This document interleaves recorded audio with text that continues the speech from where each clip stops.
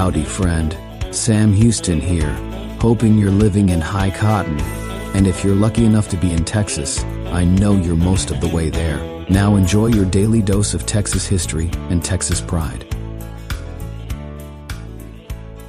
Howdy, friend. Welcome back to the Feed Bandit podcast and your Texas History Roundup for April 13th. In 1824, Martin de Leon received a colonization grant from the provincial delegates at San Fernando de Bexar to establish the town of Nuestra Señora Guadalupe de Jesus Victoria and settle 41 Mexican families. He became one of the few impresarios to fulfill his contract, and his would be the only predominantly Mexican colony in Texas. De Leon died of cholera in 1833. Because he had supported independence, his family was treated badly by the Mexican army under General Jose de Urrea when he came to Texas in 1836. After the Texas Revolution, they also fared poorly due to prejudice against Texans of the Mexican descent, so they relocated to New Orleans and then the Tamaulipas. In 1832, in the evening, on a street in Washington, D.C., Sam Houston thrashed Ohio Congressman William Stanberry with a hickory cane. This was because of an earlier insult from Stanberry about an Indian rations contract. Houston was arrested for the thrashing and tried before the U.S. House of Representatives, with Francis Scott Key as his attorney. This is the only time Congress tried an individual. The proceedings ended with an official reprimand and fine, but the affair seemed to reinvigorate Houston, and he soon left for Texas.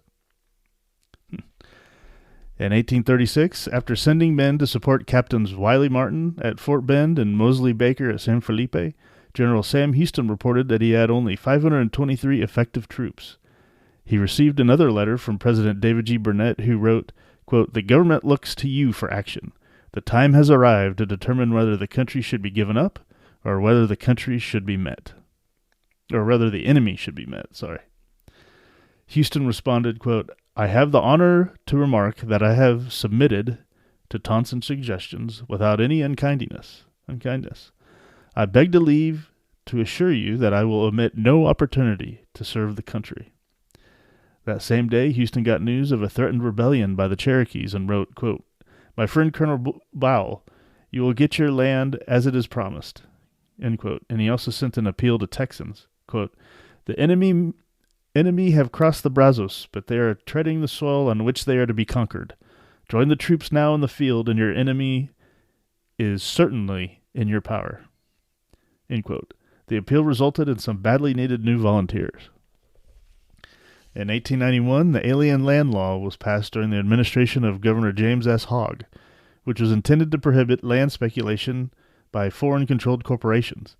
It specified that alien individuals or companies could only hold deeds for Texas land for 6 years. The law was declared unconstitutional the same year on a technicality, and a new alien land law was passed. But in 1965, that law was repealed, partly because it operated against economic development and industrial growth.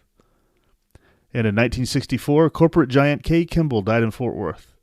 He was born in Leon County in 1886 and left school in the 8th grade. Kimball first founded the Beatrice Milling Company and eventually led more than 70 corporations. He left his fortune to the Kimball Foundation in Fort Worth in 1935, and at his death left directions to build, quote, "a museum first class" in Fort Worth. The Kimball Art Museum is his legacy. All right, that, my friend, was your Texas History Roundup for April 13th. Thank you so much for listening, and we'll catch you back here tomorrow on the next one. You take care. Well, there you have it. If you like our podcast, check us out at feedbandit.com. There you'll find awesome Texas First outdoors gear and apparel. Your purchase helps support the Bandits and keeps this podcast on the air, fighting for you and for Texas. Remember, preserve the tradition, protect the legacy. Until next time.